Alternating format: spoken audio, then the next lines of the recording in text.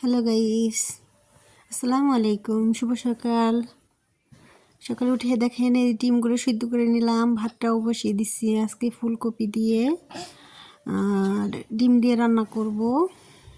আর যারা আমার ভিডিওটা দেখতেছেন আশা করি প্রথম থেকে শেষ পর্যন্ত দেখবেন। যারা আমাকে সাবস্ক্রাইব করেছেন তাদেরকে অসংখ্য ধন্যবাদ। যারা করেননি অবশ্যই সাবস্ক্রাইব করে যাবেন, সাবস্ক্রাইব করে বন্ধু হবেন। যদি আমার ভিডিওটা একটু ভালো লাগে অবশ্যই সাবস্ক্রাইব করবেন।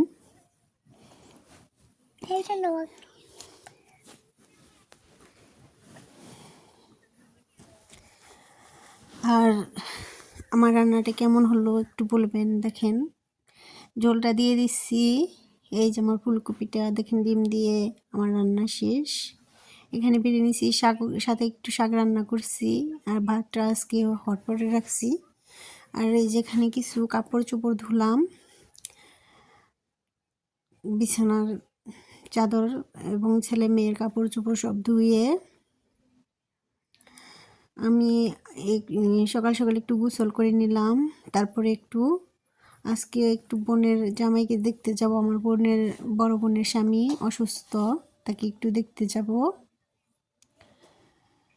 এখানে কিছু ফল কিনে নিলাম। আর ওখান থেকে এসে যে বাবার বাড়ি থেকে কিছু পোশাক তুলে নিলাম বাড়িতে আনার জন্য। আর বিকেলবেলা রান্না, বাড়িতে ফুফু শাশুড়িরা আসছে, একটু মেহমান আসছে, এই কারণে রান্না বান্না। আজকে আমি দেশি মুরগির মাংস রান্না করব একটু ভিন্নভাবে। এখানে রসুন ছেঁচে, তারপরে হচ্ছে পেঁয়াজ, রসুন, কাঁচামরিচ ছেঁচে দিলাম। আর এখানে গরম মশলা সব দিয়ে দিছি, সাথে আদা বাটা, রসুন বাটা, জিরা বাটা, মরিচের গুঁড়ো, হলুদের গুঁড়ো, ধনিয়ার গুঁড়ো সব কিছু দিয়ে দিলাম। মশলাটা ভালোভাবে কষিয়ে নেব।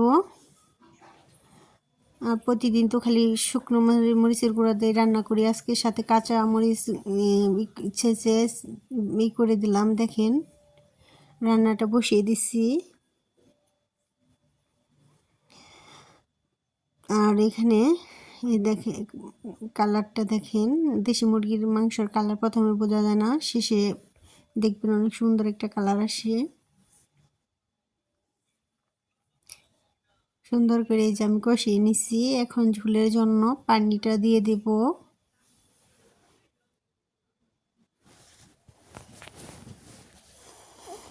ভালো করে কষিয়ে নিচ্ছি। দেখেন ঝোলটা দিয়ে দিলাম।